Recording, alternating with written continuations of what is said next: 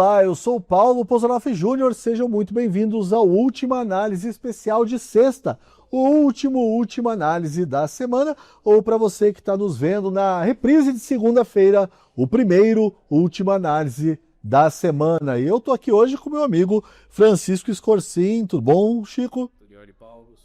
Você não gosta, né, que chame de Chico, né? Eu sempre esqueço. Não, eu não tenho problema nenhum. Ah, é? Minha mãe tinha um problema quando eu era. Verdade.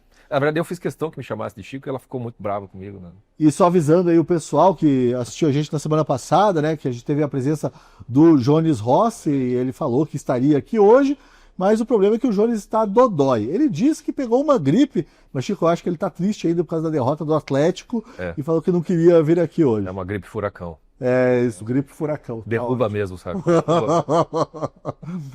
Pois bem, hoje a gente vai falar de humor, algo que não era um assunto, nunca foi um assunto, muito menos um problema, mas que hoje em dia é motivo de teses e tema de opiniões estapafúrdias. Só porque uma das premissas do humor é a ofensa, é a humilhação, inclusive a auto-ofensa e a auto-humilhação. E isso é inaceitável nos dias de hoje. Como você provavelmente já sabe, mas não custa repetir, o comediante Léo Lins, um grande sujeito, né? Foi condenado a mais de 8 anos de cadeia e ao pagamento de milhões de reais em multa, tudo por causa de um show de humor. Mas você pode ficar tranquilo que aqui no Última Análise a gente não vai discutir bobagens como os limites do humor. Pelo contrário, aqui o papo é sério, até ridiculamente sério, comicamente sério, e por isso eu quero te fazer um convite para assistir hoje a Última Análise e pensar na sua relação com esse ato tão humano que é o riso, que é fazer alguém rir, que é rir da sua própria desgraça, da sua própria miséria, seja ela qual for. E são muitas, né, Chico? Chico, então vamos começar esse nosso papo e eu começo te perguntando justamente isso. Se o humor é uma forma da gente lidar com as nossas misérias e se é isso, né? A rejeição ao humor é o quê? A gente lida mal, muito mal com as nossas misérias? O riso pode ser, né, um remédio e também pode ser veneno, né? Porque dependendo do contexto em que você ridiculariza alguém, você de fato pode tá causando mal para uma outra pessoa. Mas a pergunta que acho que todo mundo pensa assim, se a gente estivesse aqui fazendo piada, fora do ar aqui, no café aqui, se fosse no churrasco da família, se fosse no grupo do WhatsApp dos seus amigos, mas se é aqui, nesse contexto, no contexto mais sério, se é num palco, né, muda a piada que foi feito, aquilo que foi, sei lá, para dar riso ou para machucar, está no texto, digamos assim, da piada, ou o contexto é que cria essa situação. Então, a tese do Léo Lins até, né? A tese do Léo Lins. Foi o vídeo que ele fez, ele explicou que essa é a tese central dele, que está num ambiente protegido onde isso é permitido, né? E eu acho que essa discussão, ou pelo menos essa tomada de consciência da diferença entre você fazer uma piada, zoação entre amigos, e o que é a comédia de stand-up como uma forma de arte, quer dizer, e talvez a imaturidade da própria sociedade decorra do fato de que o stand-up é relativamente recente no mundo e no Brasil mais ainda, né? O que é o stand-up comedy? O que é essa comédia do stand-up? É a mesma coisa com teatro? Mas você acha que essa discussão toda só existe por causa do stand-up? Você acha que é um tipo específico de comédia que está sendo alvo? Você acha que o humor ainda sobrevive, sei lá, nem tem mais programa de sketch, né? Exato. Tem o quê? A Praça é Nossa. Eu acho que só a Praça Nossa e passando 11 horas da noite. Uhum. A Globo agora parece que vai tentar de novo um programa aí com alguns desses comediantes, como Maurício Meirelles, mais alguns ali. Não acho a favor. Eu não sei. Eu também não sei. Mas... As pessoas que estão ali, até tem, eu acho que o Porchat, outros ali, mas não dá para você dizer que são do humor a favor. Não sei o que virá daquilo dali. Mas é interessante notar assim, que, por exemplo, se você pegar a comédia de humor negro, que tinha filmes de humor negro, de piadas e tudo mais, eram relativamente comuns e ninguém confundia. Sabia que aquilo ia ser pesado, que aquilo ia ter umas barbaridades sendo ditas e tudo mais. Eu acho que a confusão, essa transformação de algo literal, o que é um show de humor, eu acho que o stand-up é que acabou revelando um problema. Aham. Que não foi criado pelo stand-up, né? E que talvez seja um sintoma dos tempos mesmo, né? Porque as pessoas têm dificuldade, a gente vai falar isso, eu já estou aqui me adiantando no roteiro, mas as pessoas têm dificuldade de enxergar ali o Léo Lins como um personagem. Estou falando do Léo Lins aqui porque ele é o assunto, né, o nome da vez, mas tem o Danilo Gentili também. As pessoas têm muita dificuldade de separar, né, o personagem do artista, e no stand-up isso aí fica mais difícil ainda, né? E aí eu acho assim, o stand-up, ele também tem uma forma diferente de se fazer a comédia, vamos dizer assim. Não é, por exemplo, como o Ari Toledo, que conta as piadinhas como se fosse, né? Tem um livrinho de piadas que se conta. E aí, saudoso Ari Toledo. Aliás, tem uma entrevista minha com o Ari Toledo lá na Gazeta do Povo, procure lá que... Entrevista maravilhosa. Foi muito bom, foi um dos pontos altos da minha carreira. Então, a gente não tinha, o Costinha fazia, você pega lá, o Peru da Festa, a capa do disco, o Chico Anísio, né? Você tinha essa coisa do piadista fazendo aquilo, mas a coisa do stand-up comedy, com essa característica de ser meio que é um personagem, mas ao mesmo tempo o sujeito ele se desfaz do personagem para parecer que é uma vida real que está acontecendo ali. Pegue todos esses, né, episódios especiais de comédia da Netflix, da Amazon Prime. Quase todos começam com o comediante chegando no teatro e ele entra no palco do jeito que ele chega. Não tem preparação, não tem... O Léo Lins até, por causa disso, ele começa a usar o terninho, né? Mais colorido para dizer, aqui estou no modo Léo Lins, não separando a persona da pessoa. Mas, em geral, o stand-up não tem isso. Em geral, o stand-up entra-se ali e começa a se falar. O que é a forma do stand-up? Eu gosto muito poucas pessoas pararam para pensar, vamos dizer assim, qual é a forma da arte da comédia stand-up. Mas tem aquela filósofa, a Suzanne Langer, que na meados do século XX, ela tem um livro chamado Forma e Sentimento. Ela foi pegando todas as formas de arte, ela foi vendo que forma do quê? Do que se trata isso aqui. E ela tem uns insights muito, muito interessantes que eu acho que ajuda a gente a entender isso. Que ela diz assim, uma obra de arte, ela cria uma ilusão de realidade. Ela tem que criar uma ilusão daquilo tudo, e ela acaba dando forma a um ou mais sentimentos, vamos dizer assim. Essa ilusão de realidade não é exatamente como se fosse um espelho, né? Uma imitação daquilo. Ela recria, criando uma ilusão. Se for pensar assim, o que o stand-up recria? Qual é a ilusão que ele cria? O cara chega no teatro, e me lembram vários, acho que até o próprio Seinfeld tem isso, ele vem andando pela rua, de repente ele entra, e entra no palco. O que muda? Porque ele está vestido exatamente como ele é do lado de fora. Que ilusão ele está criando ali dentro? Quando você pega, existem vários tipos de stand-up, também não tem só um. Mas vamos pegar o do Léo Lins, né? Especificamente do Léo Lins, que é esse de humor negro, de humor pesado. Piadas que, assim, são difíceis de você até rir daquilo, mas você se sente mal rindo. Sim. Aquilo que gera um desconforto. Faz parte da graça você se sentir mal. Exato. A culpa tá... Exato. Ele meio que introjeta a culpa no espectador, né? Ele cria uma liberdade no palco que é a liberdade, não digo da expressão daquilo, mas uma liberdade de você poder pensar as piores coisas, de pensar os maiores absurdos e de dizer esses maiores absurdos, sem que isso tenha, não há um compromisso com aquilo. A ilusão de liberdade que o stand-up cria, talvez explique o porquê que ele é tão atacado. Porque essa ilusão da liberdade, ela tem um efeito de criar que tipo de sentimento no espectador? De libertação. Mas sabe que eu estava lendo em algum lugar, já faz algum tempo, uma pena que eu não trouxe aqui, nem dá tempo para dar uma olhada, mas eu já vi gente dizendo que um espetáculo de stand-up comedy se assemelha um pouco ao ritual, ao sacramento da confissão. Tem uma coisa assim. Vai chegar um pouco assim.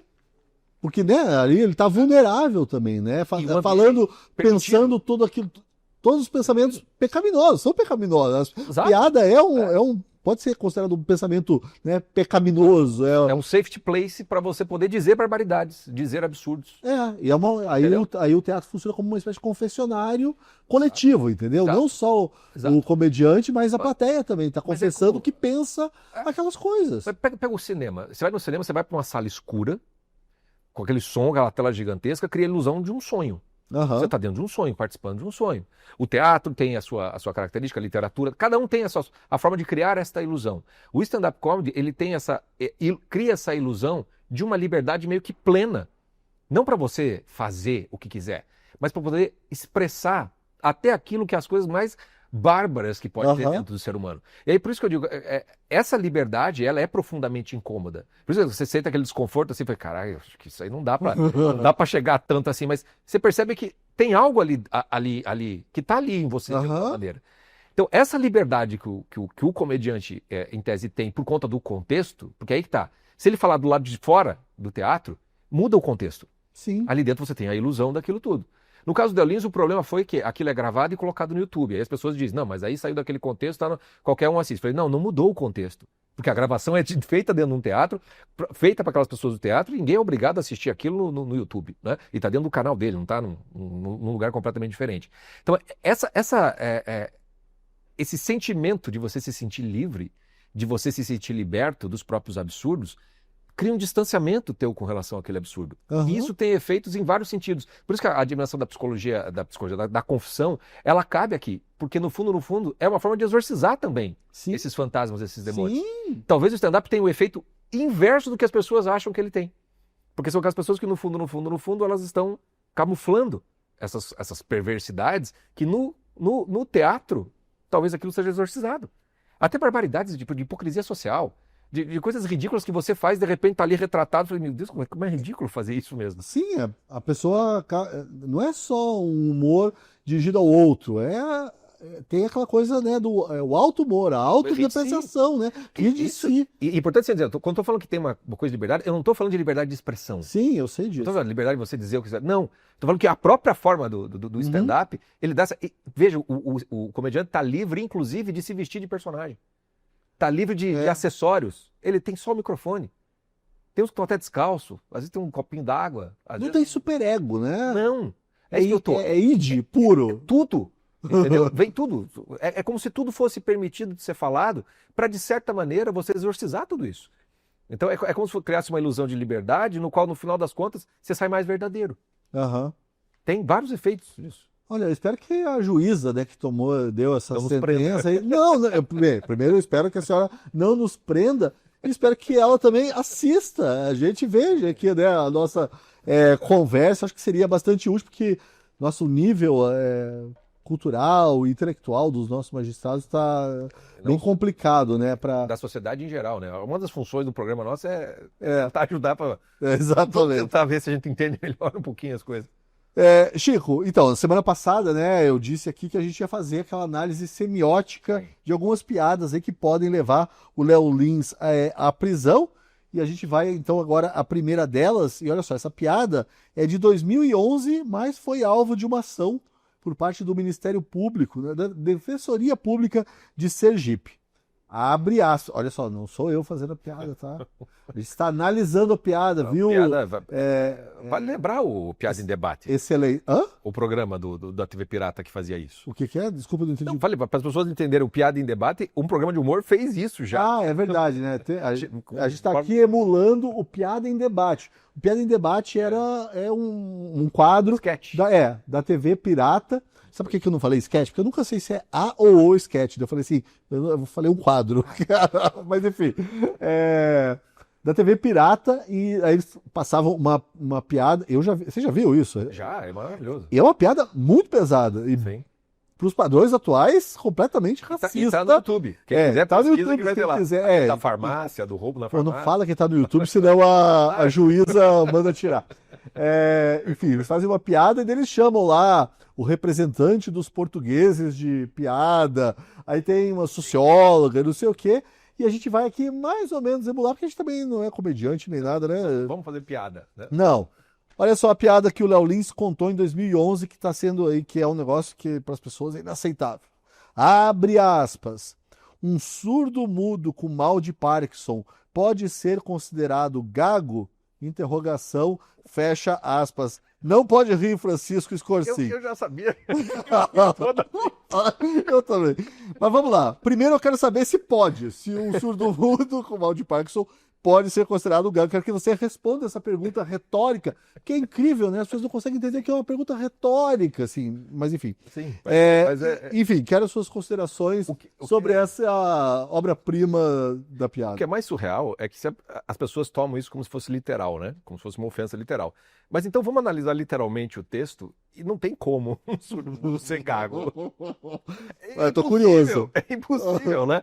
Claro que você tem que fazer, essa é a piada do Léo Lins, né? Ele vai fazer, quando o surdo tenta fazer algum tipo de som, e aí vai parecer... A absurdidade, o uso da linguagem para criar o absurdo daquilo tudo, e aí que, assim, do mesmo jeito, meu Deus, como ele está ofendendo os surdo-mudos, etc. Não, não tem uma ofensa naquilo tudo. Mas ele faz uma quebra, ele faz um paradoxo, ele faz um negócio que ele te distancia da própria condição de surdo-mudo. Então eu fico imaginando assim, primeiro que, bom, como é que o surdo-mudo vai conseguir entender a piada? Você vai ter que escrever para a pessoa, né? Vai ter que passar, comunicar de uma maneira Estou tentando diferente. segurar aqui para não ficar rindo. Mas nós vamos para a literalidade, como um surdo-mudo se ofenderia com uma piada como essa? Então alguém tem que comunicá-la de uma maneira que não é aquela que o Léo Lins... Exatamente. Porque ele não está escutando o teu Léo Lins, não tem o tom, não tem nada. Exatamente. É só o texto. Se ele está lendo o texto literalmente falando, ele vai assim, mas como assim eu sou gago? Como é que eu posso ficar gago? E qual o problema de ser gago também? Então, e aí é o seguinte... Os gagos é que deviam ficar brabo, talvez. E aí tem uma coisa que acontece... Ou o pessoal com mal de Parkinson. Também. Dá para entrar várias categorias aqui. Mas o que eu acho assim é que as pessoas. É uma coisa que. E o Léo Lins várias vezes traz isso. A quantidade de pessoas com alguma deficiência que foram objeto da piada e que não só riem daquilo, como agradecem ao Léo Lins. Por que eles agradecem? Justamente porque dessa dimensão de liberdade de poder fazer piada com essas coisas, cria a forma de um sentimento de libertação da própria deficiência. Então, dá para você fazer, assim que você quer se sentir ofendido, de cada um, meu Deus, que coisa de mau gosto. E beleza, você não assiste mais. Mas dá para a pessoa também se sentir, o surdo-mudo, libertado da própria condição do surdo-mudo. Porque na hora que você ri de alguma coisa, e isso está na ciência psicológica, tem várias correntes que dizem a mesma coisa. O riso te autodistancia do teu próprio sofrimento. O que significa dizer que ele diminui de tamanho. O riso bem, não é terapêutico. Que é terapêutico, né? É terapêutico. Então tem muito, eu já vi o Léo Lins falando assim, teve pessoas com dificuldade. Eu vi uma nadadora, uma atleta paralímpica, não é nadadora, corredora, cega, agradecendo ele também. Exato, acho que teve uma que tinha até ideação suicida, que foi agradecer, você me ajudou, você me salvou, entendeu? Por quê? Você me lembrou daquele cara, o Nick Vujicic, eu acho que é assim o nome dele, ele tem só um pouquinho de braço e perna, ele não tem. Para de me olhar assim, Francisco. Eu não sei se você está falando sério. Eu estou falando sério.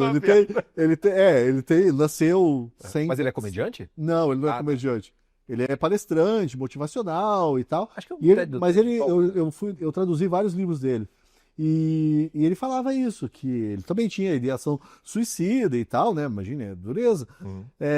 E que isso mudou lá, teve um momento epifânico e tal, que envolve até uma ideação suicida, mas depois disso, o riso ajudou muito ele a se aceitar. Então, assim, mesmo... E aí, nesse caso, ele cita até uma coisa mais perversa mesmo, que, sabe como é que é? Criança, adolescente, é perverso, que apontava o dedo, ria mesmo, e ele aprendeu a rir daquilo, e aquilo libertou ele da coisa toda. E aí vem a pergunta, se tem esse potencial, se a piada pode causar isso, como é que você pode partir do pressuposto que falar isso é criminoso? Eu não sei, eu não consigo alcançar o raciocínio de quem... E aí você vê que a única forma de você falar a sério da própria sentença, do próprio pensamento da piada dessa maneira, é de forma jocosa. Porque só através do riso você consegue ver o absurdo da coisa toda. Senão a gente vai cair naquele medo que a gente falou no programa anterior, né? Aí você cai no absurdo, que é o absurdo totalitário. Entendeu? Porque se a gente entrar por esse buraco, não sai mais. Porque não vai ser só... Qual é a diferença, por exemplo, do stand-up comedy, por exemplo, de uma crítica? Do que nós estamos fazendo aqui? Porque se é a literalidade, dane-se o contexto. A gente tá sentado. Dane-se a intenção.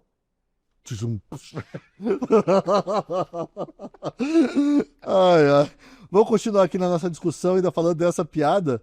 Porque, não, você até falou isso, né? Alguém tem que pegar essa piada, escrever ou fazer em linguagem de sinais e explicar pro surdo-mudo, pro deficiente auditivo. E ainda tentar fazer de uma maneira que, para mostrar bem, olha que absurdo que fizeram com Pois é. Então, aí a pergunta que eu te faço a perversidade não tá aí? Eu acho que sim. Porque, né, até mais criminoso. O que o ouvido não ouve, o coração não sente, né? Exatamente. Esse é o problema tá aí. Quem que foi essa pessoa que... É isso. No caso do Léo Lins, eles estão, como é que é, dano coletivo, né? Porque como tá no YouTube, sabe Deus quantas pessoas já não foram ofendidas, né?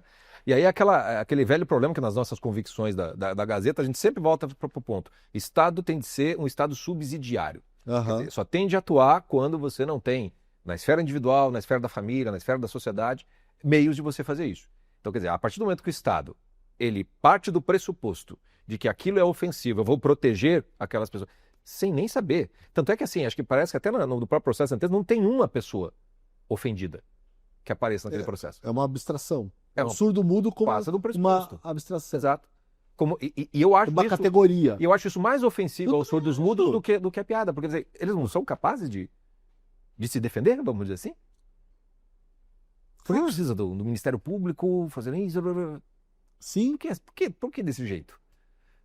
É um negócio que é assim, você infantiliza tudo, você retira até a capacidade das pessoas de serem resilientes. Eu me sentiria mais ofendido sendo protegido como se fosse um papai, uma mamãe do que qualquer outra coisa. Aliás, tem vários filmes, várias histórias de meninos com alguma deficiência assim que querem assim, não se meta, pai, mas deixa eu tentar me virar aqui nesse negócio, porque também tem a esfera da independência, da autonomia, da própria Você maturidade. tá falando uma coisa importante, porque assim, no final das contas, né, a gente vem aqui, conversa, isso causa uma maior discussão. Sei lá, o Léo Lins pode vir a ser preso, ter que pagar essa multa aí milionária. Não vai melhorar em nada, né? A vida de nenhum surdo-mudo nesse caso, né? Nenhum portador de mal de Parkinson e nenhum gago, né? Não. Porque aquele que supostamente se ofenderia com o Léo Lins, ele nem vai. E cadê a justiça aí, né? Porque assim. E você retira a possibilidade de algum, no caso dessa piada, né? De algum surdo-mudo ou de algum mal de Parkinson, de rir daquilo de uma maneira terapêutica. Então, aquela pessoa que poderia facilmente resolver e simplesmente assim, eu não vou assistir isso, porque isso me ofende, me sinto ofendido. Porque uma coisa é o teu sentimento subjetivo, a outra coisa é existir uma ofensa efetivamente criminalizável. Então, assim, aquele que pode aproveitar do que tem de bom, é sonegado esse direito a ele. Né? A única opção que o surdo-mudo tem diante da piada é se sentir ofendido. E isso é uma determinação estatal agora. O tamanho do absurdo é maior do que a gente imagina. As consequências vão muito além do que a gente imagina. Mas tem gente que discorda de você, olha só, sobre essa condenação aí do Léo Lins, né? E essa discussão toda a respeito do humor. O jornalista Reinaldo Azevedo, que por sinal é um alvo constante, né, de piadas aí, por causa de alguns atributos físicos, mas não só, também por conta de algumas características intelectuais e alguns posicionamentos políticos, digamos assim, mas eu não vou repetir nada aqui, porque eu também não sou bobo nem nada. Bom, o Reinaldo Azevedo, que parece que nasceu ontem, disse que ele acha curioso que o alvo de piadas, né, nesse caso a gente falou do surdos mudos, mas a gente vai ler até outras aqui, gordos, anões, todas as minorias são sempre pessoas vulneráveis. Então, ele entendeu ou finge que não entendeu aí esse mecanismo que é catártico. Que isso tudo que você estava escrevendo é um mecanismo é uma catarse, né? Que é um negócio que, pô, remonta lá à Grécia, grega. Tragédia grega. É isso que eu ia falar até na tua primeira resposta, Chico. Mas eu estava também, na segunda resposta, estava tentando não rir, daí eu acabei esquecendo. É que stand-up comedy, no fundo, é literatura, né? Sim. Então, assim, como a gente chegou perto, quando está criminalizando o stand-up comedy, é dramaturgia. Você está criminalizando a arte. Você está criminalizando a arte. Como isso é perigoso. No programa passado também você citou, e até na tua coluna, o Fahrenheit 451. Sim. E eu que sempre tenho esse discurso, né? Eu acho que essas distopias têm que ser apreciadas com cuidado. Aí a gente vê quão próximo a gente está realmente. Aquilo não é uma profecia de futuro, aquilo é um retrato de um presente que parecia absurdo, mas não é. Mas falei sobre o Reinaldo Azevedo. Assim, eu sei que você gosta de falar do Reinaldo Azevedo. Não, gostar eu não gosto, mas eu tenho uma hipótese que eu não descartei ainda. Né? Porque, e vamos usar. Lembra do Andy Kaufman? Lembro. Que era aquele. Lembro, claro. Tem um filme maravilhoso com o Jim Carrey. Que é o Mundo de Andy. Da música do R.E.M., né? Man on the Moon e tal. Aqui, por exemplo, o pessoal talvez o Andy Kaufman fique muito distante, mas aqui tem o Carioca, por exemplo, do Pânico. Na época que ele começou, acho que no Pânico, ele fez um personagem meio Hare Krishna e ninguém sabia que aquilo era piada. Todo mundo achava que aquilo era sério. Ficou um tempão para as pessoas descobrirem que era sério. O Andy Kaufman era o rei de fazer essas coisas. A minha hipótese é que o Reinaldo Azevedo seja um Andy Kaufman. Porque se você notar, cara, ele muda da água para o vinho de uma tal maneira, sem dar qualquer tipo de satisfação para si mesmo e para sua audiência do porquê que ele mudou ou no que ele mudou. E não é só de opinião. Não, Tá mas ok. é uma Ele muda a mudança. estética. Cara, Ele começa a se vestir como se fosse o Léo Lins no palco. é verdade. A roupa do Valdo Azevedo é de stand-up comedy. Ela não é de jornalista. Ela não é mais. Eu não sei se ele não está tirando um grande sarro do país. Aí eu vou considerar o Reinaldo um gênio. Um gênio da comédia Um involuntária. gênio da comédia. Não, até aí seria É, voluntário. no caso seria Porque- voluntário. Porque assim, diante para as pessoas assim, você gosta do Reinaldo Azevedo hoje? Eu falo assim, ok, mas por que você confia no que ele fala hoje? Se o que ele falava ontem, ele desdisse sem mais nem porquê.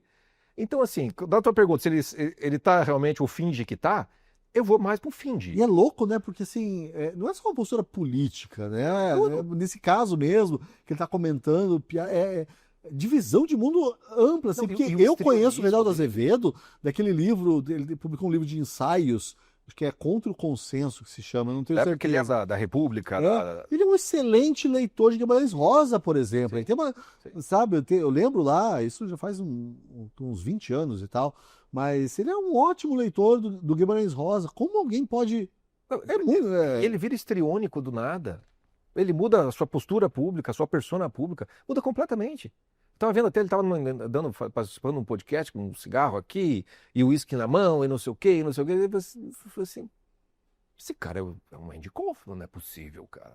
Olha, se for, estamos aí diante realmente de um gênio De do um humor. stand-up comedy. Mas eu acho uma boa forma. Eu uso bastante isso na minha vida, mas até na literatura. Eu vivo falando, né, que Michel Houellebecq é um grande escritor cômico. Cômico pode ser também. Augusto dos Anjos, eu acho um grande poeta cômico. Eu só consigo ler aquilo como piada. Tô rindo porque eu lembro. Então, imagine aquele negócio lá, como é que é? Enfim, eu não vou mas lembrar assim, nenhum poema nesse momento. Eu não sei, o que me parece assim, o Reinaldo, ele tem todo o direito de pensar lá, A, B, C, o que ele quiser. O beijo, amigo, é véspera do escarro. Oi, ó, você tá rindo, viu como é engraçado? É porque tem essa coisa exagerada, né? Que acaba resvalando pro cômico, né? Sim. Então, assim, o Reinaldo Azevedo, a gente já sabe o que ele vai dizer hoje, mas eu não sei se é isso que ele realmente pensa. Porque, como você disse, ele não nasceu ontem, Não. né? Tem um monte de coisa que ele diz, é facinho de pegar o que ele dizia ontem e mostrar que é completamente o oposto de hoje, sem que ele justifique por que ele estaria errado antes. E enquanto não vier essa justificativa, não tem por que eu acreditar no que ele diz agora, nem no que ele disse antes. Porque eu não sei quem ele é. Exatamente. Chico, como é que fica a sociedade aí no Estado, né, sendo que o Estado tenta sufocar o humor? Isso já aconteceu antes, né? Assim, mas é possível? A tentativa de sufocar o humor já aconteceu. Mas é possível realmente, até hoje em dia a gente vive numa sociedade de hipervigilância, talvez seja mais fácil do que ali na União Soviética tentaram sufocar o humor, na Alemanha nazista também. Mas ditadura Ou será que o brasileira- humor é como fé? Porque isso é uma coisa que, quando estava aqui escrevendo essa pergunta, eu lembrei, a gente tem uma matéria da Gazeta do Povo que fala como a União Soviética tentou abafar a fé das pessoas e não conseguiu. Não. O negócio é muito profundo. E o humor também, né? Não tem como, né? Da condição humana. Sufocar o espírito humano, assim, né? Não tem como, cara. E eu acho essa analogia perfeita, assim, é genial parar para pensar mesmo. Obrigado. Até porque, e veja, tem essa coisa do humor como uma liberdade e de um absurdo, né? E de testar limites, né? O humor testa o limite da fé também, né? Então, do mesmo jeito que tem um monte de direitista hoje, achando um absurdo que o Léo Lins tenha sido censurado e condenado à prisão, Ah, que maravilha que você falou isso. quem não queria prender o Porta dos Fundos por ter feito as sátiras com relação ao catolicismo? Obrigado por ter dito isso. Na época da ditadura militar, tá lá o Pasquim, etc e tal. E eu acho assim, até a dimensão do humor negro, ela surge, é muito parecido, cara, porque não é só o capitalismo, por exemplo. Como é que ele conseguiu sobreviver numa ditadura lá do totalitarismo soviético? Com o mercado negro, né? Por que existe o tal do humor negro? É porque existe uma determinada configuração que não permite Aham. que aquele humor se torne, não digo normalizado, mas parte do contexto. Então ele tem que ser algo quase que marginal para Sim, poder ser porque aquilo. tem que estar restrito aquilo ali aceito. no teatro Exato. ou, né? Exato. Agora, quando você sufoca o humor, e você sufoca, então, portanto, essa ilusão dessa liberdade, você está tentando matar essa liberdade. Só que daí aí entra aquilo que é, para mim, a preciosidade do stand-up comedy. Que essa liberdade, no final das contas, é a liberdade interior de cada indivíduo. Entendeu? Sim. A liberdade interior minha, assim, eu posso rir do que eu quiser. Eu posso pensar os maiores absurdos. Por isso que se eu não for fazer nada com aquilo ali, vai ficar tudo no meu foro íntimo. Tem aquela famosa piada do... Como é que é aquele comediante careca que também foi perseguido? Que ele estava numa discussão, eu acho que aquilo é um quadro cômico. Ele estava discutindo com uma moça que estava achando uma barbaridade o que ele estava falando, e daí ele fala sobre masturbação. E daí ele diz assim, e hoje eu vou fazer isso com você, e não há nada que você possa fazer contra isso, porque é da sua liberdade individual. Não... Aham. E aquilo é absurdo, mas para pensar. A dimensão do stand-up comedy é essa liberdade interior na qual as maiores barbaridades passam, mas que você não precisa dizer sim para elas. Sim. Agora, se você tem medo daquilo que está ali dentro, você nem sabe o que tem aí dentro. E aí é por isso que as hipocrisias sociais, elas se consolidam. E o que a gente está vendo hoje é uma perseguição hipócrita, né? De uma suposta casta elevada. Eu vi também o Renato Azevedo falando outras coisas sobre, meu Deus, imagine aquela pessoa que está daquele jeito, blá, blá, blá. Por que você está assumindo a superioridade moral de se sentir ofendido por aquela pessoa? Que arrogância, né? Uma arrogância absurda, absurda. E se colocando numa posição assim, como se fosse assim, naturalmente, essas pessoas têm que se colocar acima da sociedade. Aham. E a sociedade tem de ser do jeito que elas acham que tem de ser. A liberdade foi pro saco há muito tempo, mas a liberdade interior não. E aí é por isso que eu digo, o humor negro, no final das contas, vai acabar sempre existindo. E é por isso que nos grupos de WhatsApp de amigos, onde você tem confiança, nos churrasquinhos e não sei o quê, quais são as piadas que surgem? Sim. Sempre essas. E não adianta, né? Isso que eu acho mais louco. Todo mundo fala censura, ou então regulamentar, e não adianta nada. Eu lembro, você estava falando aqui, você falou do Ari Toledo também, eu lembrei. Bom, quando eu era criança, havia uma certa moralidade, Sim. com 47, né? Então, há 40 anos, mais ou menos, circulavam as fitas cassete de humor, e tinha fitas cassete do Ari Toledo. Sim. E eu lembro lá que meus pais compraram, mas era proibido tocar naquilo. O que eu fiz? Tocou naquilo. Óbvio, né? Então, assim, essa repressão toda só desperta mais o interesse das pessoas. O proibido sempre é mais gostoso. É de uma estupidez, né? Atroz, Enfim. cara. E lembra o programa do Jô Soares, que ele tinha, acho que era o Vivo Gordo, que na abertura ele aparecia roubando o Quércia, tentando limpar o lembra, Gorbachev, etc. do e tal. Gorbachev, É possível um programa fazer isso hoje? Não. Batendo a carteira de um presidente da República. Pô, eu gostei da Entendeu? ideia. Não pode, cara. Não vai poder. Porque se um fulano que grita na rua, o ministro da Justiça manda perseguir, não dá pra fazer na televisão? O que ela gritou? Eu não posso falar porque eu não quero ser preso. Ah, tá bom. Eu falo que ela gritou Lula, não, eu estou só informando, não estou dizendo. Bom, a gente tá falando, né, de humor, fé e tal, daí eu me lembrei do romance O Nome da Rosa, Bela lembrança. do Humberto Eco, né, que se enrola em torno de uma pergunta que eu acho que é essencial aqui para nossa discussão. Acho que algumas pessoas podem se interessar. Jesus Cristo ria? Ria, né? Se chorava, ria. Eu também acho. Esse romance é interessante porque você vê a conexão que você fez de literatura com stand-up. É o cerne do romance, porque toda o plot, né, a trama ali do livro é que existiria uma segunda parte da poética de Aristóteles, que é o livro... Trataria do humor, né? Que trataria especificamente do humor, da comédia e especificamente do riso. A primeira é tragédia, a segunda seria sobre a comédia. Né? E aí toda a discussão, né? Porque daí tem lá o monge justamente assim, não, o riso seria, como é que é a expressão? Quando você perverte as coisas, que ele seria perigoso, o riso. E aí tem outro personagem que defende o direito ao riso, etc e tal, e aí a gente volta para a conversa do teste da fé através do humor, né? Quer dizer, quando você vê a tua fé sendo satirizada, né?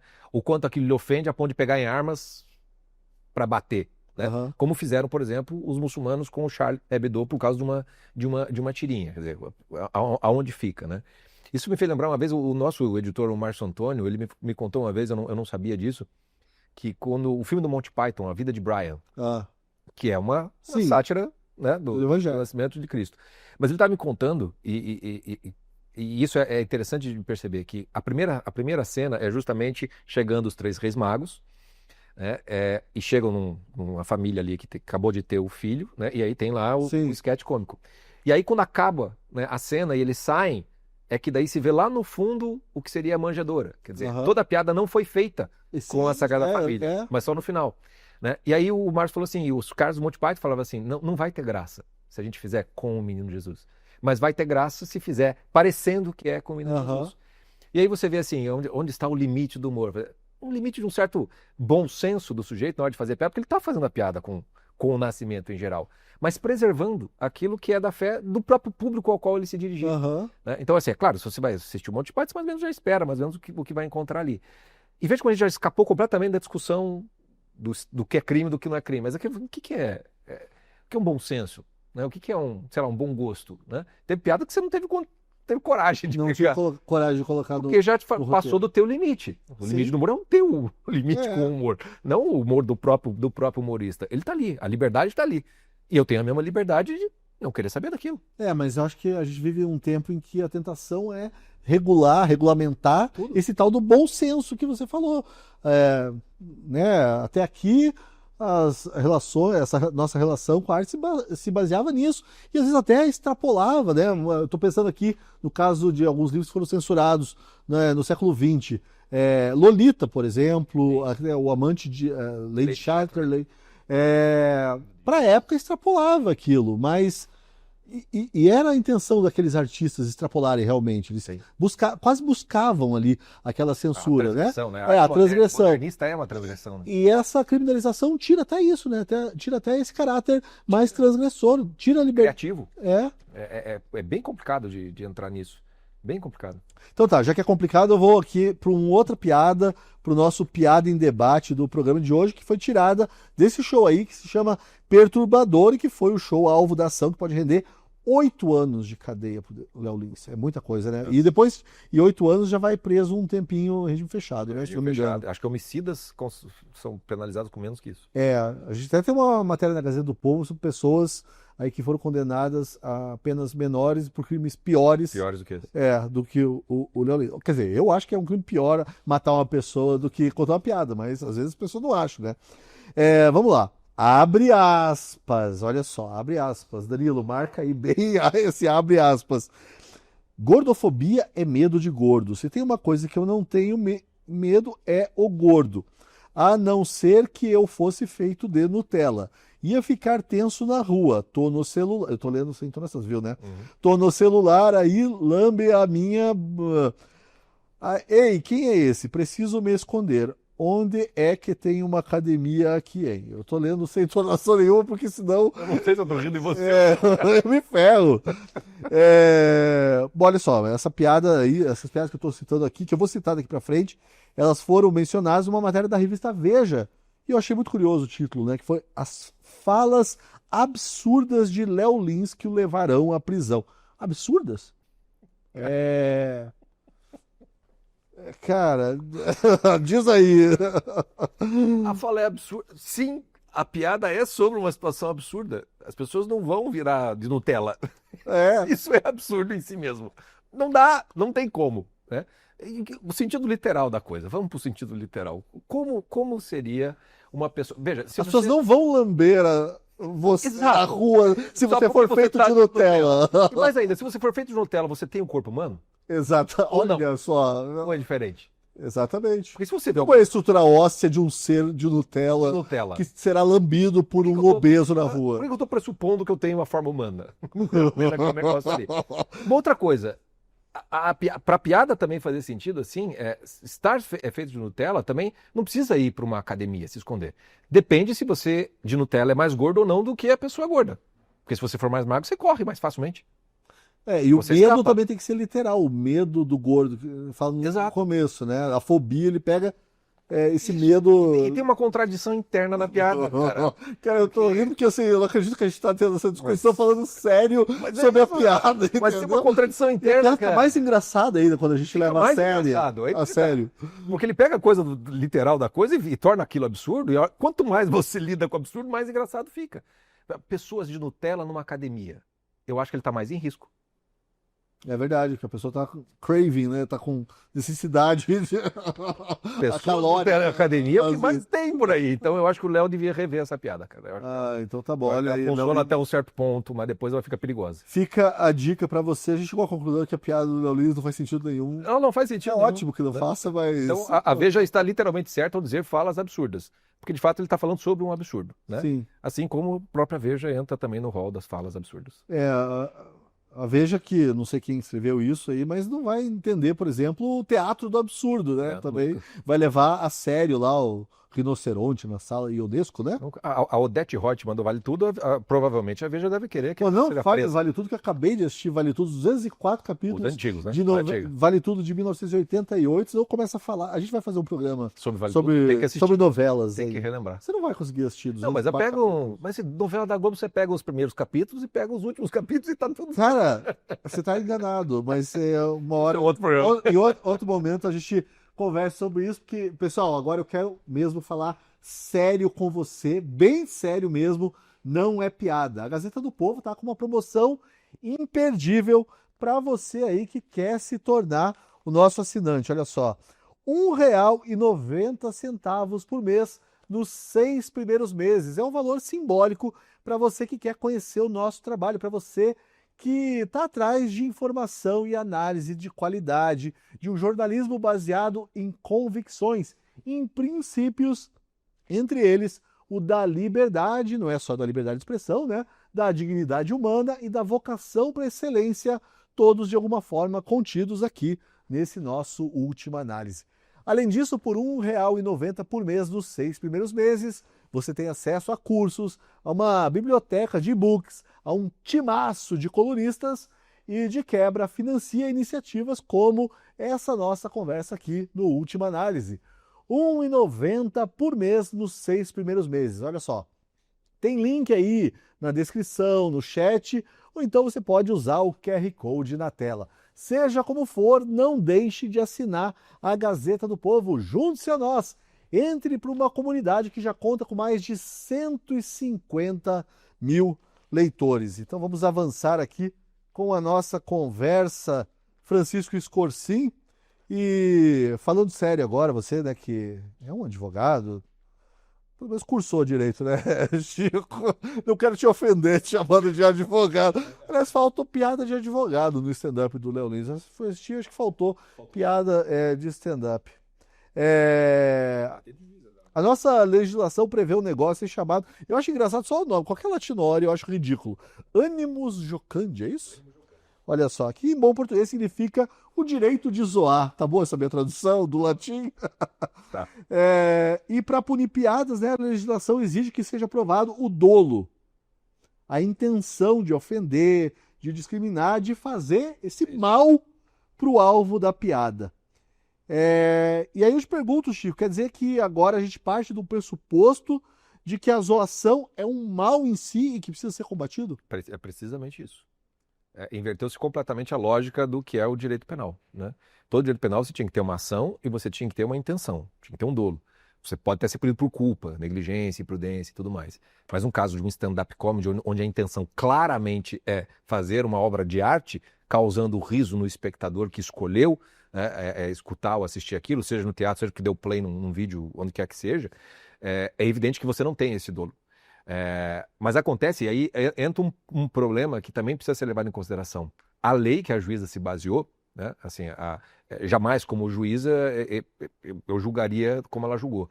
Mas o fato é que a legislação hoje, que foi construída, ela literalmente inverteu toda essa lógica e colocou legalmente esse pressuposto de que não precisa mais do dolo. E por isso ela cria um agravante. Isso. Quando essa tal de discriminação é feita em situações recreativas. Jocandes. Entra aí. Entra aí. Entendeu? Então, hoje você tem uma mudança, vamos dizer assim, para não dizer uma perversão, do que a própria noção. Por isso que eu digo, a coisa vai muito mais longe do que parece. Porque na hora que você começa a normalizar essas coisas, você muda também a própria estrutura do direito penal, do direito criminal. Que dentro da estrutura do Estado deveria ser o último a ser acionado para resolver os problemas. E ele tem que sempre vir com a presunção da inocência, né, com direito à defesa, etc. e tal. Aqui não existe mais nada disso. A literalidade, o simples fato da gente estar lendo literalmente isso daqui, de certa maneira, se não importa o dolo, se não importa a intenção, é porque as palavras em si machucam. Elas em si já são criminosas de serem utilizadas. Eu falei assim, e agora? De certa maneira, acho que a própria juíza teria que ser penalizada, porque ela transcreve várias piadas ali. Se não importa a intenção... Agora quem se deu bem foi o surdo-mudo da primeira piada, porque não vai poder se expressar e não vai poder ser criminalizado Não, das e suas eu fico palavras. pensando do surdo-mudo que só ficou sabendo da piada lendo a sentença da juíza. É verdade. Quem foi que o ofendeu? Se é que ele vai se sentir ofendido. E aí a gente entra no quadro piada e debate. A gente vai entrar num Entra ciclo, numa assim, distopia, numa maluquice. porque agora o Léo Lins pode, de repente, querer processar a juíza por ofender, entendeu? As coisas, por usar essas palavras. Exatamente, a gente vai entrar numa barbárie, num cenário de barbárie. Mas é para onde Um bom dia vai ser criminalizado daqui a pouco. Bom dia pra quê? Lembra que eu disse que o Graciliano Ramos disse que chegava e falava, dizia um bom dia pra ele, bom dia por quê? E tem o famoso áudio do WhatsApp, né? Bom dia é o... Ah, é verdade. que é a torcida jovem. Exatamente, esse é o famoso áudio. Bom, mas então é isso. Então a zoação virou um mal em si. Ainda bem que eu tô velho. Nessas horas eu penso, ainda bem que eu tô... Eu não sei se eu posso falar que eu tô velho. Eu me sinto velho, então... Não sei, penso...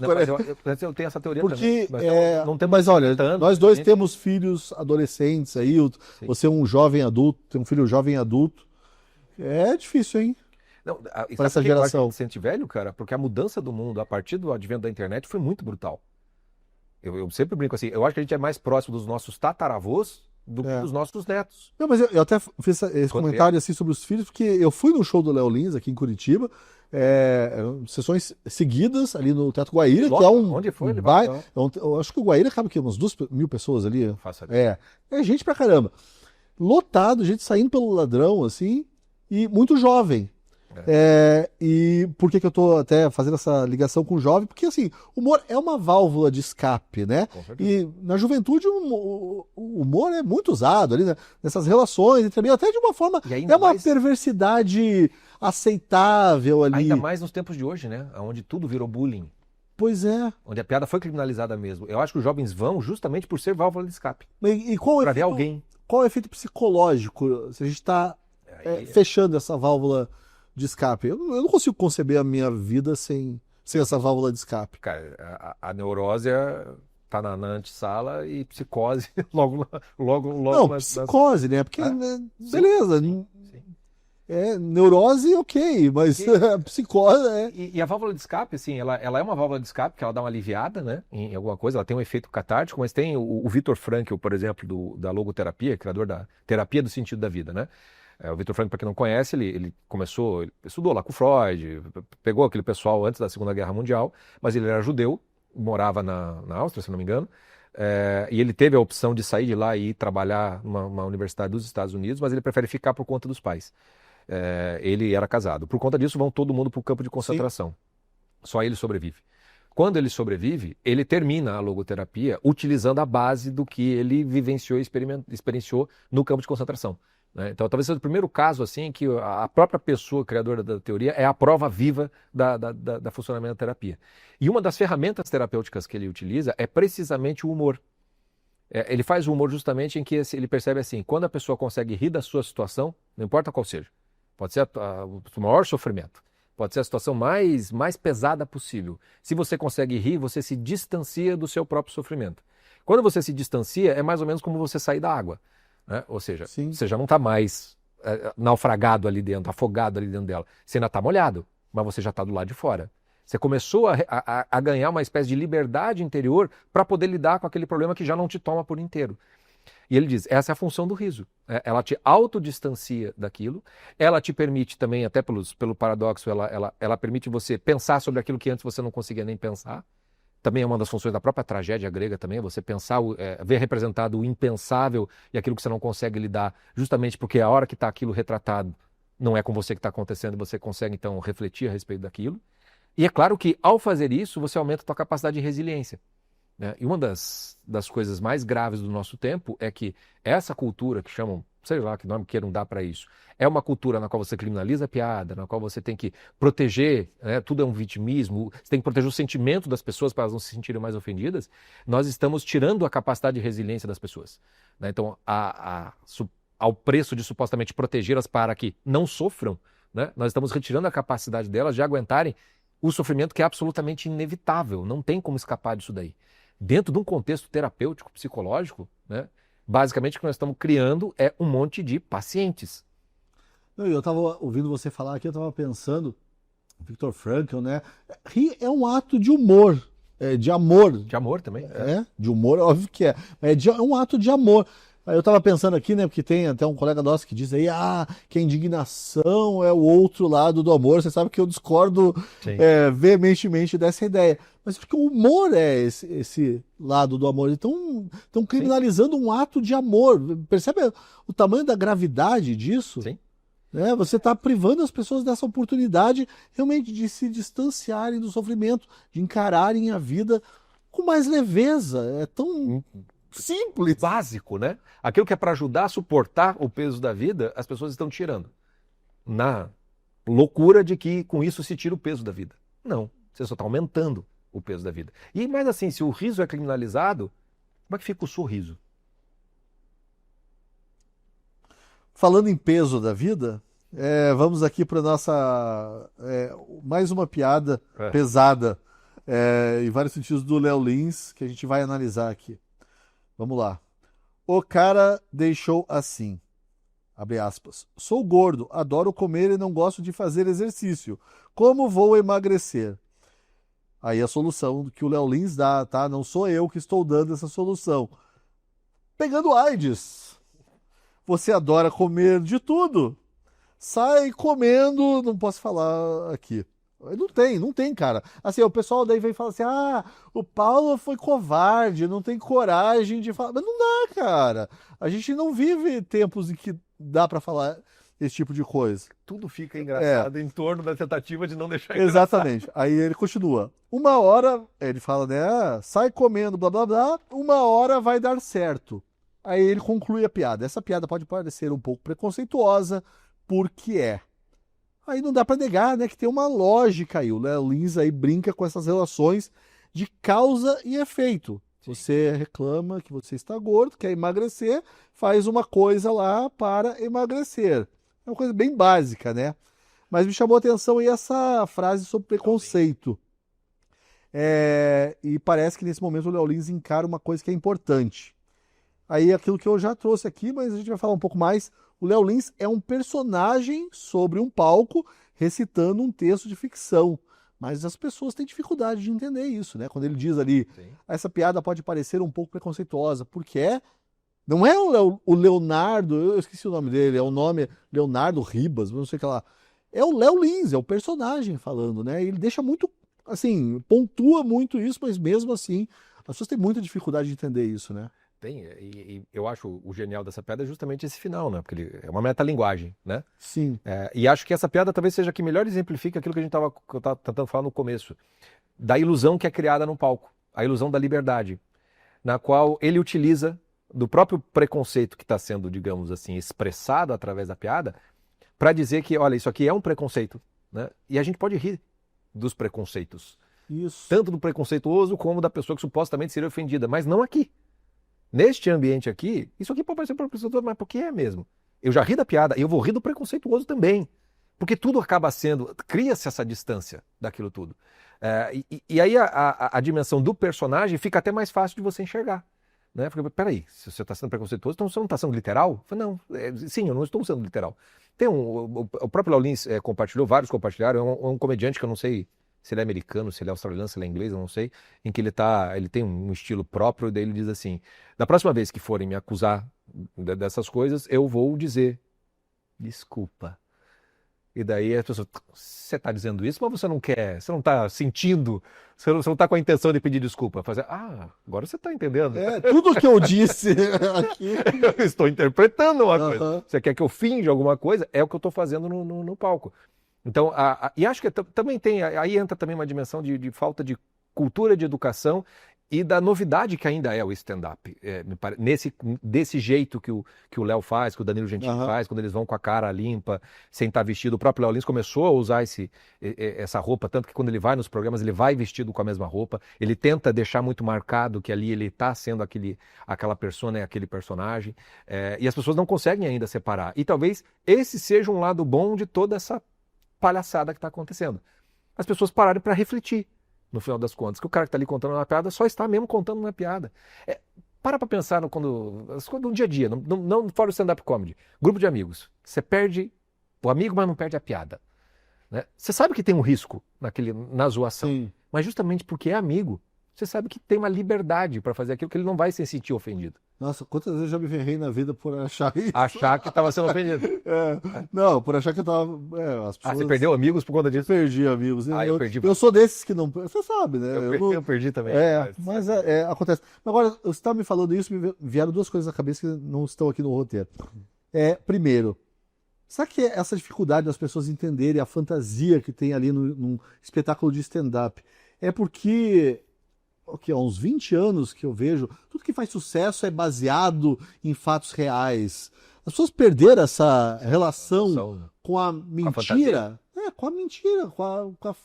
Pode ser. Tudo para elas tem que ter um pezinho na realidade, senão, sei lá, é inatingível, incompreensível. E a fantasia parece que tem que ser cada vez mais fantástica, né? É o outro lado é isso. Ou fantasia ou é super-herói, explicitamente, né? A sutileza acabou, né? Eu acho que acho que faz sentido pensar dessa... Claro que faz sentido, é o que disse.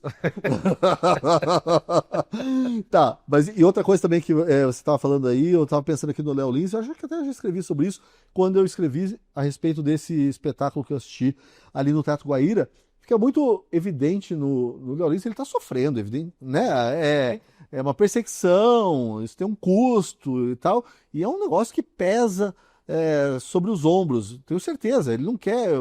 Pô, eu conheci ali o Léo Lins um pouco, dá pra ver, ele é um cara preocupado, sabe? É um cara realmente do bem. É uma coisa que me impressiona muito, Chico, quando ele foi demitido, né, do programa do Danilo Gentili, de noite, eles fizeram um especial, dá pra ver que ele é muito querido, é um meio muito competitivo, é um ninho de víboras ali, e você ser uma pessoa querida nesse meio, eu acho que diz muito, né, sobre você. E uma coisa que ficou, assim, claro para mim é como ele leva esse ofício, né, de comediante com uma vocação. E às vezes a vocação pressupõe um certo martírio também, né? Novamente, como o vídeo que você viu gravando aqui, né, eu estava falando do martírio, parece que a gente precisa resgatar essa nobreza do martírio, não... você procurar um pelotão de fuzilamento. Isso, mas você encarar o fracasso, o cancelamento, o ostracismo, perda financeira, é nobre, né? E assim, e é admirável da parte dele, eu acho isso. Tá carregando aí uma coisa uma cruz muito pesada. Muito pesada, uma cruz bastante pesada. Eu vi vários depoimentos de vários outros comediantes, me lembro do Murilo Couto, da Cris Dias, acho que se eu não me engano, eles falando assim, a mesma coisa, que o Léo, ele é o melhor dos comediantes para fazer a piada, tanto que ele tem os livros, o pessoal... O Léo Lins formou boa parte dos comediantes.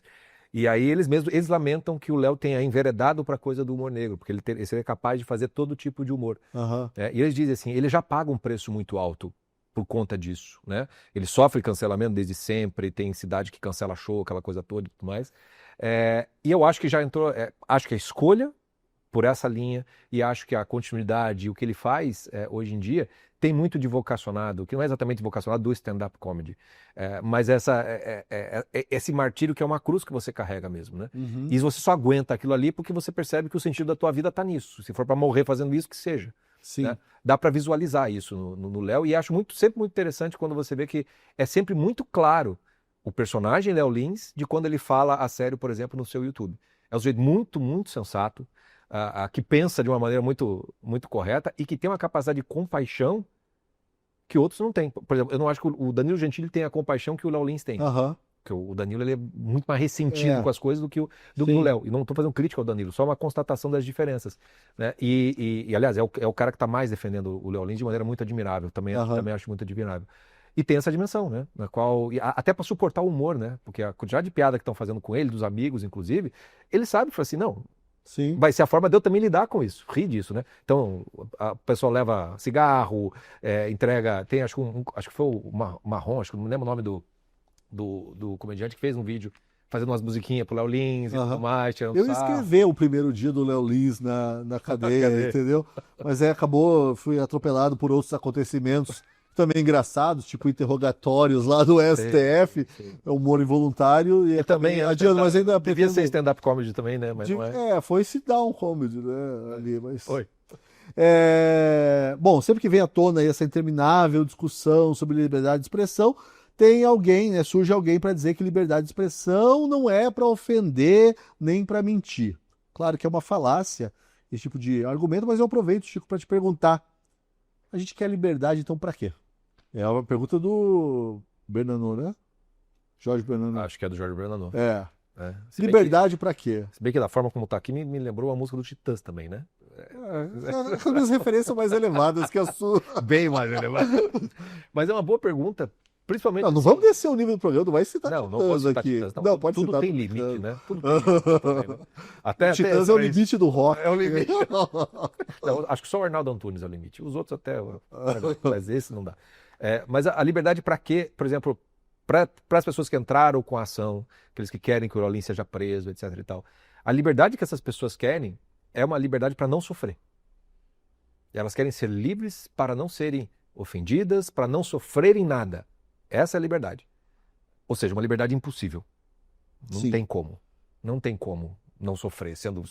Primeiro porque todo mundo vai morrer. Ninguém morre gostoso. Não tem. Não tem. Se você vai encarar a morte de verdade mesmo, meditando a respeito dela, não tem como você não sofrer. Porque você não quer morrer, você não quer perder as pessoas. Sim. A morte é o próprio fundamento do sofrimento humano e do medo humano. As duas coisas estão ali. Essas pessoas querem liberdade dessas duas coisas.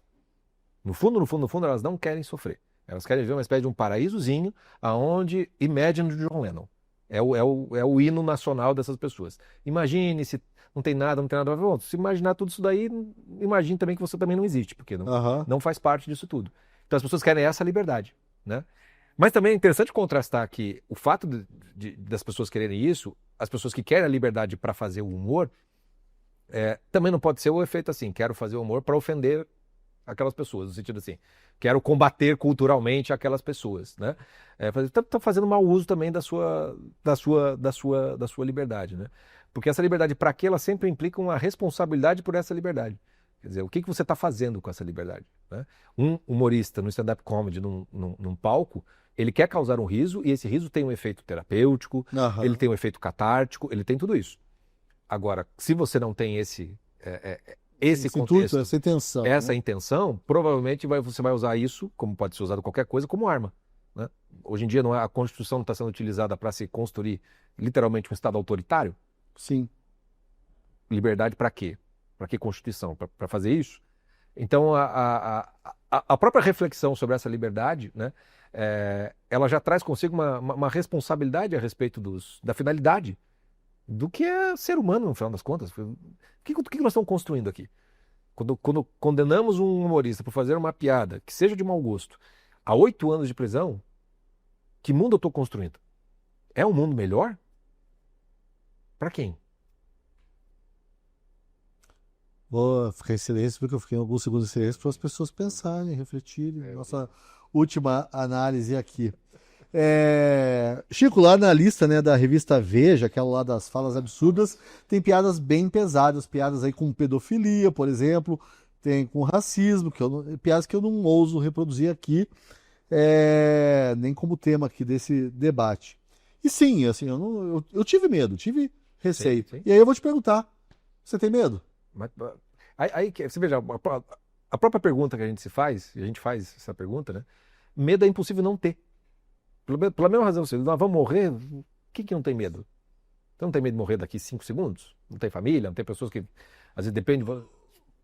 Pode, o medo faz parte, né? Então, medo todo mundo tem, né? Num contexto como esse, mais ainda, né? A questão não é o medo, né? É o que a gente faz com o medo, é o famoso. Quer dizer, esse medo pode te tornar um covarde, mas também pode te tornar um outro tipo, que é um problema que surge disso, que é o temerário. Porque hoje em dia as pessoas estão confundindo. Ou a pessoa é covarde, ou eles acham que a coragem é ser completamente temerário. Uhum. Até o próprio o julgamento lá dos interrogatórios, você viu a quantidade de pessoas que pediram desculpa pela sua retórica? Bom, você está pedindo desculpa, então você foi temerário. Sim. Você não se sustenta. A coragem é outra coisa. A prudência vai pro ralo, né? Pro ralo. A coragem é uma virtude de tensão entre esses dois opostos, Sim. da covardia e da temeridade. Mas o medo está presente nas três. O corajoso é aquele que, sabendo ter, mesmo com medo, age para não ser covarde, mas tem a virtude da prudência para não ser um temerário. Então, medo, eu tenho medo de fazer esse programa. A facilidade de a gente ser preso é muito grande, né?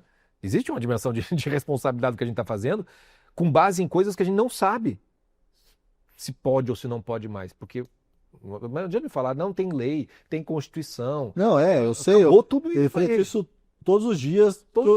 Sempre que eu me sento para escrever. E aí, como é que faz? O medo tá aí, né? O medo tá presente. E aí tem a coragem de tentar enfrentar esse medo, correndo o risco, às vezes, de passar da conta. Sim. Porque faz parte da vida humana, né? Os excessos são parte da vida humana. Então, medo, o tempo todo, né? Por isso que é importante, né? Sempre isso que é temerário aí nessa decisão da juíza. Sim. É não levar em conta a intenção, né? É partir do pressuposto de que há sempre uma má intenção. E você tem que provar que você não tinha aquela intenção. Também aí inverteu-se o tal do o ônus da prova. Pelo menos, tudo que eu sei de direito eu aprendi assistindo Law and Order SVU, entendeu? Então, ou filmes de tribunal, que não tem nada a ver, né? Porque é outro direito, né? É outra coisa. Eu sei disso. Enfim, eu quero chegar aqui até no nosso, não sei se vai ser o título do nosso programa aqui, mas foi uma das sugestões que eu fiz, porque assim, muita gente vê essa condenação do Léo Lins como um sinal de que o tio do churrasco, o tiozão do churrasco, com as suas piadas politicamente incorretas, está com os dias contados. Afinal, Chico, a gente pode continuar contando piadas cabeludas do churrasco da família ou corre mesmo o risco de sofrer alguma punição? Você acha que a gente está perto disso, de criminalizarem o... Se me convidarem, tá liberado, pode fazer. Se me convidar pro churrasco, tá tudo liberado. Você se arrisca? Você tem coragem ou você está sendo temerário ali? Você sabe que o álcool nos dá uma falsa coragem, né? Eu não preciso de muito para fazer isso daí. Mas o fato é que um dos efeitos, assim, o churrasco do tio de família tá podendo? Não, pode. Aí pra gente entrar na coisa da distopia, né? Se o Big Brother ficar sabendo, você tá lascado. E hoje, pro Big Brother saber, basta alguém ficar com o celularzinho ali. Mas é interessante também, porque eu vejo muita gente aí que se ferra, digamos assim, com essa coisa de liberdade de expressão, essa perseguição, esse cancelamento. Só o cancelamento tá bem embaixo, né? O cancelamento tá sendo cancelado. Mas ali no auge do cancelamento, rolava também sempre essa vaidade, né? Sempre tinha essa coisa de expor o negócio ali na internet. Sim, essa coisa do denúncia, né? Veja bem o que aconteceu, olha aqui. Falta prudência. Total. Novamente. Total. A gente vai entrar aqui numa virtude que está sendo ignorada pelas pessoas. E isso gera, então, um problema que não é exatamente da censura que vem de fora, mas da autocensura que faz com que o tiozão pense 6 vezes antes de fazer. Vai precisar de muito mais copos para poder se permitir ser livre no seu próprio churrasco. Né? Eu acho que até foi por isso que esse caso, essa condenação, 8 anos de cadeia, do Léo Lins chamou tanta atenção, porque, assim, a gente vê casos aí, outros casos de censura. O próprio Léo Lins tinha aqueles casos com prefeitos, né, de cidades do interior, toda hora impediam ele de fazer show no interior, mas eu acho que as pessoas começaram a se perguntar, será que eu ainda, pessoa física, não comediante profissional, sou livre ainda para fazer uma piada aqui com o meu amigo Chico Scorsin, ou com... E se for de mau gosto, eu vou receber já, né? Não vai ter risada, né? Já vai parecer o sem noção da coisa toda. Antigamente você tinha essa moral social, esses costumes, que já era uma punição para a pessoa. Sim, eu fui muito punido por isso. Você foi o sem noção, chato, enfim. Ainda sou, né, de vez em quando, mas... Isso deveria bastar, né? Porque daí quem não quer ficar perto do sem noção não vai no teu churrasco, entendeu? Sim. E você mesmo vai, acho que talvez não... Pô, mas eu faço churrasco, um bom churrasco, você sabe disso. Eu só fui uma vez, eu vou ter que avaliar mais vezes. Então tá bom. Bom, para finalizar aqui o nosso papo, né, o nosso amigo Jones Rossi, que disse que tá doente, ele tem uma piada que ele adora contar para todo mundo e que a gente vai analisar aqui neste nosso Piada em Debate. Abramos aspas para o nosso querido amigo, nosso querido amigo, né, Jones Rossi, apesar de ser atleticano. A plantinha estava passando mal e foi ao pronto socorro, mas não conseguiu ser atendida. Por quê? Aí tem aquele momento que você pergunta para o pessoal, por que, Francisco Scorsin? Por que a plantinha não? Porque só tinha médico de plantão. Você vê que a estrutura da piada é exatamente a mesma do Léo Lins, né? Usa uma questão de linguagem, uma coisa meio absurda, né? E que faz o contraste de você dar uma risada daquilo. Aqui você dá risada pelo ridículo da coisa, Sim, né? claro. Do Léo Lins é pelo absurdo, ou pelo suposto, meu Deus, que coisa nojenta, alguma coisa assim. Mas é a mesma estrutura cômica. É a mesma estrutura cômica. Só que essa é aquela piada que supostamente. Quer dizer, eu não sei mais hoje se médico não vai se sentir ofendido, cara. Médico ou então os Vegetariano? Será? vegetarianos, biólogos talvez podem se sentir ofendidos. As plantas, hoje em dia também está nessa coisa daqui a pouco de humanizar animais, daqui a pouco humanizam também as plantas. O Jones Rossi, O Jones Rossi ainda corre o bem, risco de ser preso por conta dessa piada. ainda bem, porque eu não aguento mais ouvir essa piada. Eu conheço o Jones, ele conta isso toda semana, toda reunião, ele conta essa piada. E ele tem o tá pessoal que precisando- ri, isso que é o pior, E assim. ele tá doente, né? Espero que tenha um médico de plantão. Exatamente. Jones, melhoras pra você. Eu só não vou desejar melhoras pro seu Atlético. É isso então, meu caro Francisco Corsim. Espero que não seja a última análise. Não, não será. Pessoal, você acabou de assistir então a última análise especial de sexta-feira. Lembrando que este programa será reprisado na segunda-feira, se a gente não for preso até lá, né? Pois é. Ou se a gente for preso, acho que vai ser reprisado e vai ter mais audiência ainda. Logo depois do Café com a Gazeta. Eu agradeço a você pela sua companhia. Obrigado, Chico, mais uma vez. Eu que agradeço. E até o próximo última análise especial de sexta-feira. Até mais.